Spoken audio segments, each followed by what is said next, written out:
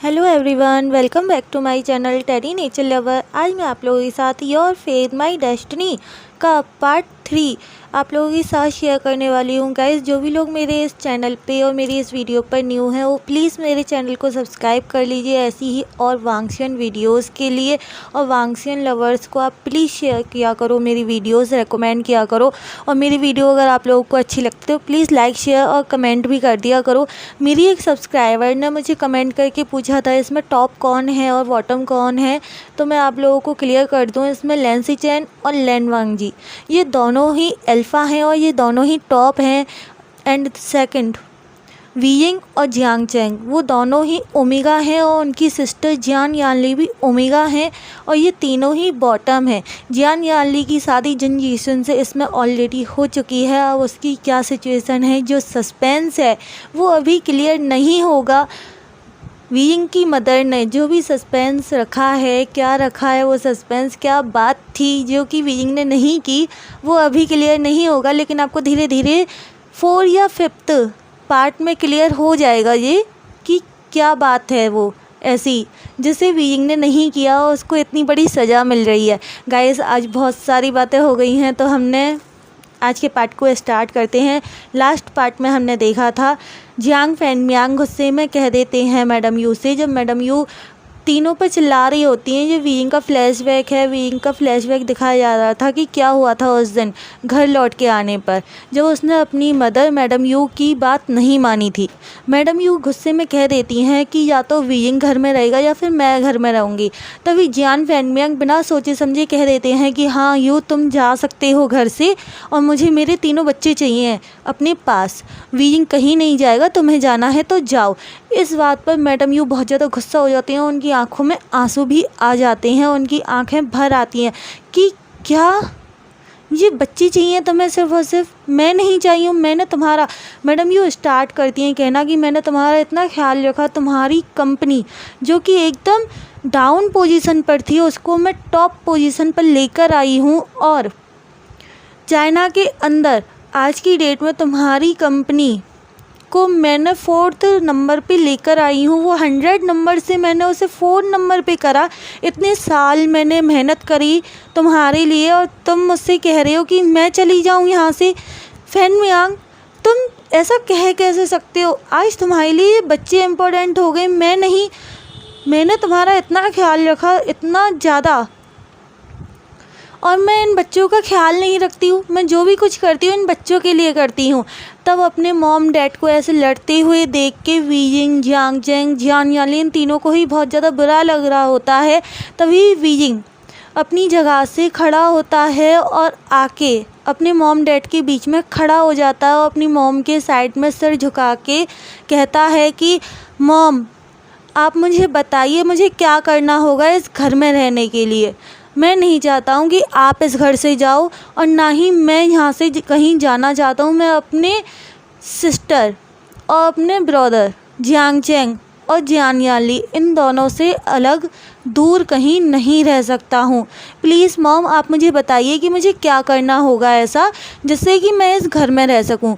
तब madam you अपनी जगह पे जाके बैठ जाते हैं और कुछ सोचने लगते हैं और थोड़ी देर सोचने के बाद कहते हैं।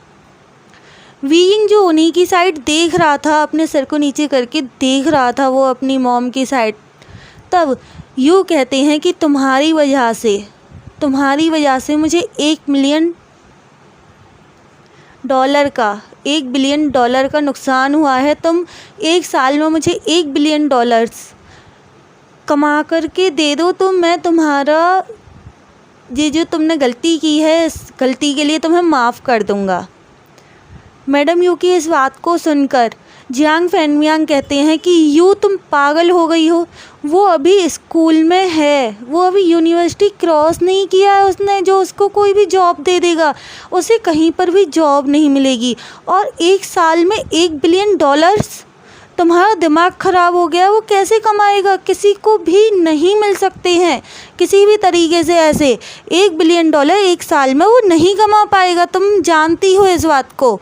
तब मैडम यू कहती हैं कि मुझे कुछ नहीं पता है, अगर इसे इस घर में रहना है तो 1 साल के अंदर इसको $1 बिलियन कमा के मुझे देने होंगे, तभी ये इस घर में रह सकता है, नहीं तो या तो जे जाएगा इस घर से या फिर मैं। वीइंग नहीं चाहता है कि उसकी मम्मा इस घर को छोड़कर जाएं, क्योंकि ये घर उनकी मम्मा का ही है। उनकी मम्मा ने बहुत मेहनत किया है, बहुत ज़्यादा उन्होंने देखा है, सफ़र किया है लाइफ में कि कैसे सिचुएशंस होती हैं, बहुत कुछ किया है। वीइंग समझता है इन बातों को, लेकिन वो अपनी लाइफ को भी ऐसे बर्बाद नहीं कर सकता था, इस वजह से उसने इतना बड़ा कदम उठाया। वो इन बातों को सोचता है और कहता है कि मम्मा, मैं आपको $1 बिलियन 1 साल में कमा के ला के दूँगा, लेकिन आप मुझे इस घर से बाहर नहीं निकालोगे, आप मुझे अपनी सिस्टर और अपने ब्रदर के पास रहने दोगे। तब मैडम यू कहती हैं कि ठीक है, अगर तुम मुझसे वादा करते हो कि तुम 1 साल के अंदर मुझे $1 बिलियन कमा के ला के दोगे, तो मैं दोबारा उस काम की तुमसे कभी नहीं कहूँगी। और अगर तुमने $1 बिलियन नहीं कमाए तो तुम्हें वो काम करना होगा जिसकी मैंने तुमसे कहा था। तुम्हारी वजह से मेरी डील टूटी है और उस डील में मुझे $1 बिलियन का नुकसान भी हुआ है, तो तुम्हें उसकी भरपाई करनी ही पड़ेगी, या फिर जो मैंने कहा था वो करो। तब वीइंग अपना हाँ में सिर हिलाता है और कहता है कि अगर मैं $1 बिलियन आपको नहीं दे पाया तो आपने जो काम कहा था वो काम मैं ज़रूर करूँगा। मैं अपने वादे से कभी भी पीछे नहीं हटूँगा मम्मा।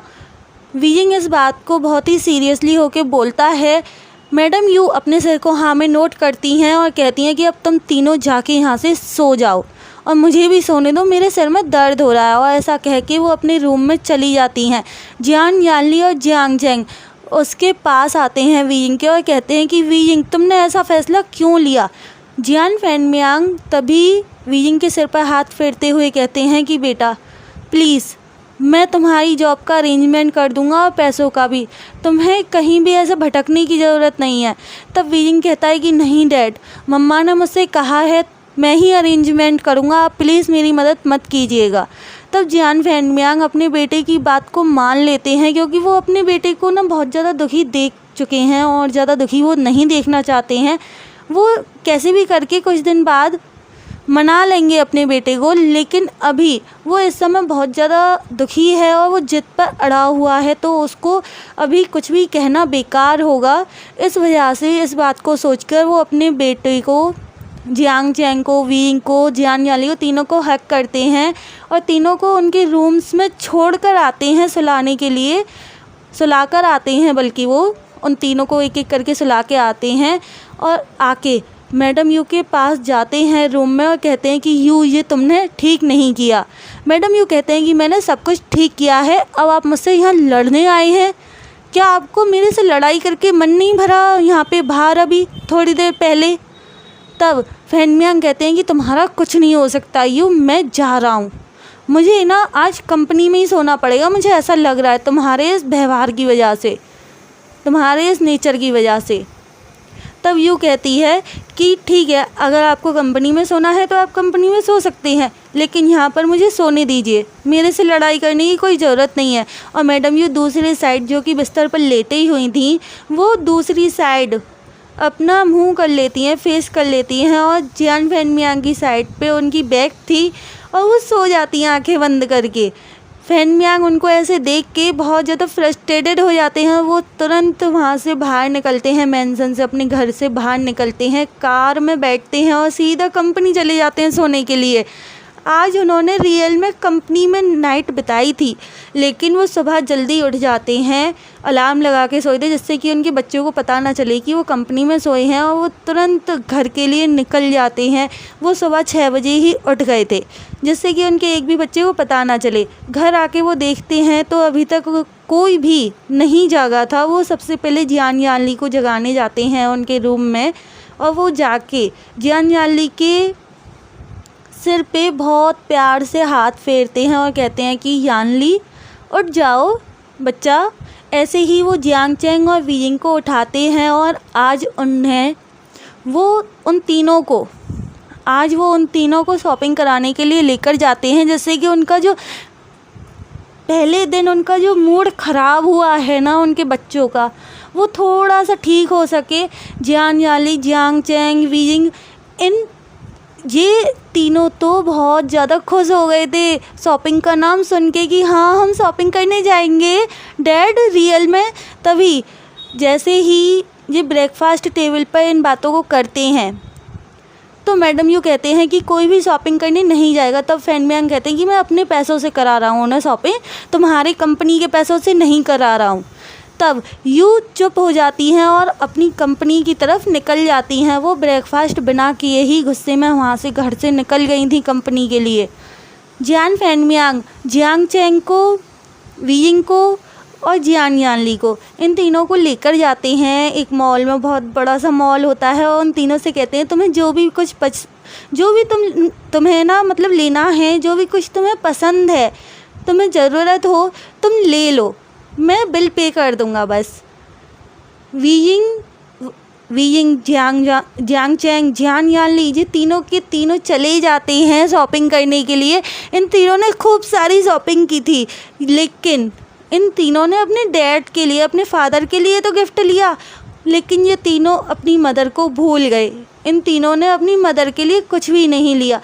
वो इतनी गुस्सैल हो चुकी हैं, इतना ज़्यादा झगड़ालू हो चुकी हैं, चिड़चिड़ी हो चुकी हैं कि उनको ना सब भूल ही जाते हैं, उनके लिए कुछ भी नहीं लेते हैं।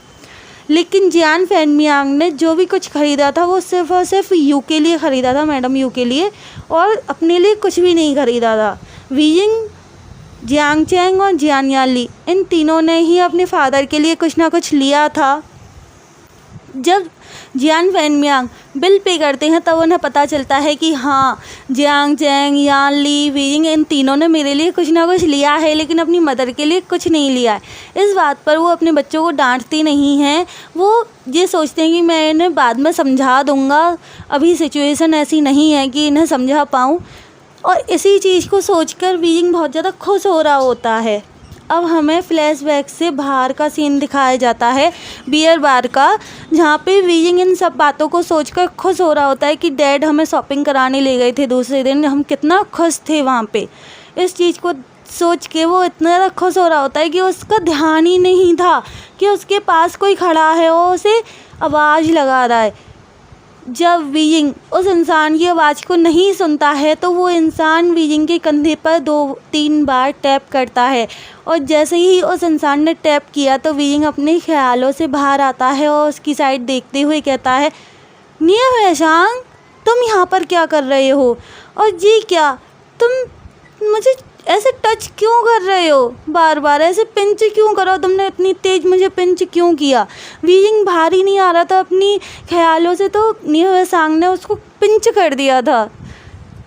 तब निया वैशांग कहता है कि तुम कहीं खो गए थे, मैं तुम्हें कितनी देर से आवाज़ दे रहा हूँ वीइंग, तुम्हें पता भी है, तुम मेरी आवाज़ को सुन ही नहीं रहे थे, इसलिए मैंने टैप भी किया तब भी तुमने नहीं सुना, तो मैंने तुम्हें पिंच कर दिया। अब तुम्हें ज़्यादा दर्द हो रहा हो तो आई एम सॉरी रियली, लेकिन तुम मेरी आवाज़ नहीं सुन रहे थे ना, इस वजह से मैंने तुम्हें पिंच किया था वीइंग, और कोई बात नहीं। तब वीइंग ना बहुत ज़्यादा खुश होकर निया वैशांग के गले से लग जाता है और निया वैशांग भी उसको हक कर लेता है।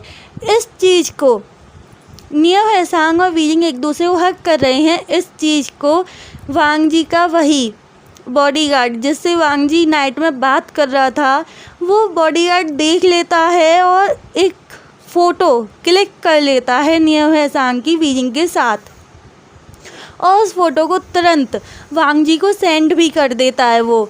अब हमें निया वैशांग और वीइंग की बातें दिखाई जाती हैं। निया वैशांग बहुत सारे सवाल करता है वीइंग से कि तुम यहाँ पर क्या कर रहे हो, तुम यहाँ पर नौकरी क्यों कर रहे हो, तुम्हें ऐसी क्या ज़रूरत आ गई, क्या मैडम यू ने तुमसे कुछ कहा है ऐसा करने के लिए, मुझे प्लीज़ बताओ ना, मुझे प्लीज़ बताओ वीइंग ऐसा क्या हुआ है जो तुम यहाँ पर जॉब कर रहे हो, तुम्हें तो जॉब की कोई ज़रूरत नहीं है जहाँ तक मैं जानता हूँ, जैसे मेरे ब्रदर की कंपनी है इतनी बड़ी, ऐसे ही तुम्हारे फादर की भी है, और तुम्हारे फादर की कंपनी तो मेरे ब्रदर से भी ज़्यादा बड़ी है ना। तब वीइंग कुछ बोलना चाहता था, लेकिन निया वैशांग के सवाल ख़त्म होने का नाम ही नहीं ले रहे थे। वो बार बार कह रहा था कि जियांग चैंग कैसा है, जियान यानली कैसी हैं, और तुम यहाँ पर जॉब कर ही क्यों रहे हो, तुम्हें पता है ये कितनी घटिया जगह है, तुम्हें मालूम है ये बार किसका है, तुम यहाँ पर बुरी तरह फंस जाओगे अगर उस इंसान ने तुम्हें यहाँ पर देख लिया। तब वीइंग कहता है कि किसका है ये बार, बताओ मुझे।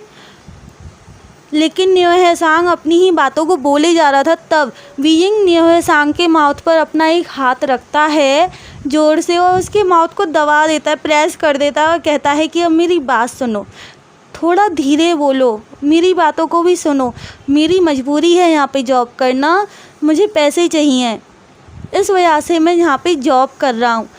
जो भी बात हुई है मैं तुम्हें नहीं बताना चाहता हूँ, क्या हुआ है क्या नहीं अभी पूरी तरह से क्लियर नहीं बता सकता हूँ मैं तुम्हें, लेकिन मुझे ये बताओ कि ये बार किसका है, मैं रियल में जानना चाहता हूँ कि ये बार है किसका। तब न्योहेसांग अपने माउथ की तरफ इशारा करता है अपने हाथ से। तब वीइंग को ध्यान आता है कि हाँ उसने हाथ रख रखा है न्योहेसांग के माउथ पे। तब न्योहेसांग कहता है कि हम बाहर चल के साइड में बात करें, यहाँ पे हमें कोई देख लेगा और कोई हमारी बातें भी सुन सकता है। तब वीइंग उसका हाथ पकड़ता है और उसे बार से बाहर आउटसाइड एक सुनसान सी जगह पे लेके आता है, जो कि बार के पास में ही है। वहाँ पे कोई आता जाता नहीं है, वहाँ पे ना सब ना डस्टबिन लगा हुआ है, उसमें ना कूड़ा फेंकते हैं, या फिर जिन लोगों को सिगरेट वगैरह स्मोकिंग करनी होती है जो कि बार में अंदर अलाउ नहीं है। वहाँ पे ड्रिंकिंग अलाउ है लेकिन स्मोकिंग नहीं अलाउ है, बिकॉज स्मोकिंग से बहुत ज़्यादा प्रॉब्लम होती है, कुछ लोगों को सहन नहीं होता है। इस वजह से वीइंग न्योहेसांग को वहाँ लेकर आता है और उसे कहता है कि मैं जानना चाहता हूँ ये बार किसका है, मुझे बताओ, मैंने एक छोटी सी गलती कर दी है जिसकी वजह से मैडम यू ने मुझे सज़ा दी है, मुझे उन्हें पैसे कमा के देने हैं $1 बिलियन 1 साल के अंदर। न्योहेसांग कहता है क्या $1 बिलियन 1 साल के अंदर, तुम्हें पता है ना हम यूनिवर्सिटी में हैं और $1 बिलियन 1 साल में, तुम पागल हो गए हो, तुम कभी भी इतना ज़्यादा पैसा 1 साल में नहीं कमा पाओगे वीइंग, और इस बार में रह के तो कभी नहीं होगा ये काम। तब वीइंग कहता है कि अब टॉपिक पे से मत भटको, मुझे ये बताओ ये बार है किसका। तब न्योहेसांग कहता है कि ये बार 3 जो बड़े बिजनेसमैन हैं उसमें से जिन्स का है, जिन गुनगायो। तभी वीइंग कहता है क्या ये जिन गुनगायो का है, ओ शिट, मैंने ये कितनी बड़ी गलती कर दी। न्योहेसांग वो बिल्कुल भी मुझे पसंद नहीं करता है, बिकॉज़ मैंने उसके भाई में पिकॉक में पंच कर दिया था उसके भाई को मैंने, इस वजह से। और वो तो लैन फैमिली का दुश्मन है ना, एनिमी है ना वो तो। तब न्योहेसांग कहता है हाँ, और तुम्हें पता है ना कि जियांग चैंग लैंसी चैन से प्यार करता है और उसने जिन गुनगायो का ऑफ़र ठुकरा दिया था शादी का, वो तुम्हारे साथ कुछ भी गलत करने की हरकत में आ सकता है। तुम्हें पता है ना जिन गुनगायो कितना गिरा हुआ इंसान है, वो तुम्हारे साथ कुछ भी गलत कर सकता है। तब वीइंग बहुत ज़्यादा घबरा जाता है, डर जाता है और कहता है कि अब मैं क्या करूं। तब न्योहेसांग कहता है कि मेरा एक फ्रेंड है, उसकी बहुत बड़ी कंपनी है, जिन्स की कंपनी से भी बड़ी है उसकी कंपनी, मैं तुम्हें उस कंपनी में जॉब दिलवा सकता हूँ। वीइंग अगर तुम उस कंपनी में जॉब करोगे तो तुम सेफ़ रहोगे, क्योंकि मेरा फ्रेंड अपने एम्प्लॉयज़ को सेफ़ रखता है। कई बार जिन्स ने कोशिश की है और उसके एम्प्लॉयज़ को हैरेस करके उसके जो अंदर के पेपर होते हैं, डॉक्यूमेंट्स होते हैं कंपनी के, उनकी जानकारी लेने की, लेकिन वो हर बार अपने एम्प्लॉयज़ को बचा लेता है। तो तुम वहाँ पर ज़्यादा सुरक्षित रहोगे। बताओ, मैं अपने फ्रेंड से बात करता हूँ, अगर तुम मिलना चाहते हो तो चलो हम मिलने चलते हैं, वो इस समय फ्री होगा। तभी वीइंग कहता है कि ठीक है, लेकिन मुझे मेरा सामान लेकर आना होगा, बार में अभी भी मेरा सामान रखा है कुछ। वीइंग जब अंदर जाता है, अब यहाँ से सीन शिफ्ट होता है, वो अपना सामान लेने के लिए अंदर तो जा रहा होता है, वहीं दूसरी तरफ वांग जी का जो बॉडीगार्ड था उसको इन लोगों ने बिल्कुल भी जानकारी नहीं दी थी। जो बार के जितने भी मेंबर्स थे, मैनेजर था, उसने बिल्कुल भी जानकारी नहीं दी थी। वीइंग का नाम तक ओपन नहीं किया था उसने, क्योंकि वीइंग ने मना किया था कि अगर तुमने मेरा नाम ओपन किया, किसी ने भी मेरा नाम पूछा या कोई भी जानकारी लेने की कोशिश की और तुमने बता दी, तो मैं तुम्हें जिन ज्यूसन से कह के इस जॉब से निकलवा दूंगा। उसने ऐसे जिन ज्यूसन का नाम लेकर के उसको धमकी दी थी। मौके का फ़ायदा उठा के वांग जी का वो बॉडीगार्ड वीइंग के सामान की तलाशी लेता है और उसे पता चलता है कि इसका नाम वीइंग है। उसकी आईडी कार्ड मिल गई थी।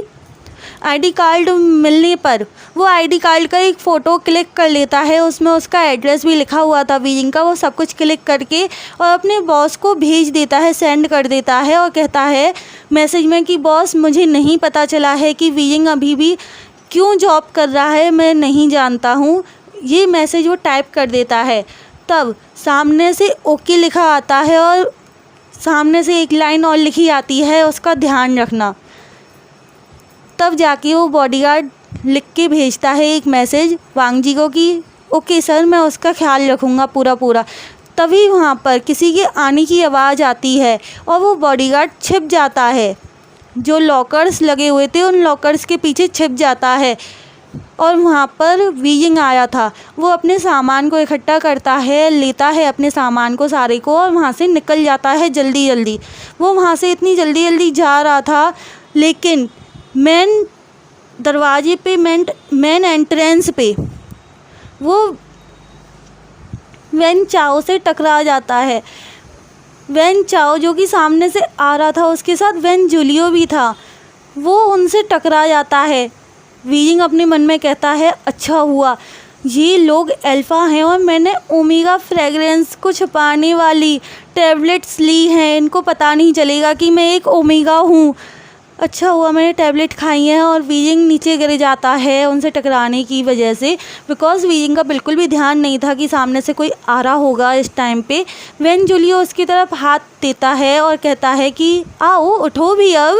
वीइंग सिर्फ उसके हाथ की तरफ देख रहा था, लेकिन उसके हाथ को टच नहीं करता है, वो अपने आप खड़ा हो जाता है। और इस फ़ोटो को भी वांग जी का जो बॉडीगार्ड है वो इस चीज़ की भी फ़ोटो को निकाल लेता है कि कैसे वीइंग ने रिफ्यूज़ कर दिया वेन चाओ और वेन जूलियो के दोनों के हाथों को, और वो खुद खड़ा हो गया और वो वहाँ से सॉरी कह के जाने लगता है। सॉरी कह के वो जब वहाँ से जाता है तो वेन जूलियो और वेन चाओ बहुत ज़्यादा मुस्कुराते हुए उसकी साइड ही देख रहे होते हैं और वो अंदर जाके उस मैनेजर से वीइंग के बारे में पूछने लगते हैं। तब मैनेजर उनसे भी मना कर देता है कि नहीं, उनको बॉस का ऑर्डर है और वो ऐसे किसी की भी जानकारी आपको नहीं दे सकते हैं, वो मना कर देते हैं। तब वेन चाओ कहता है कि ठीक है तुम मत बताओ, तुम्हारा बॉस मुझे खुद बता देगा कि ये लड़का है कौन आखिरकार। हेलो एवरीवन, आज के पार्ट को मैं यहीं पे कंप्लीट कर रही हूँ। आप लोगों को जैसा भी लगा हो प्लीज़ मुझे कमेंट करके बताइएगा। और प्लीज़ अगर मेरी ये वीडियोस और स्टोरीज़ अच्छी लग रही हैं तो मेरे चैनल को सब्सक्राइब कर लीजिए, वीडियोस को लाइक शेयर और कमेंट कर दीजिएगा। एंड टाटा।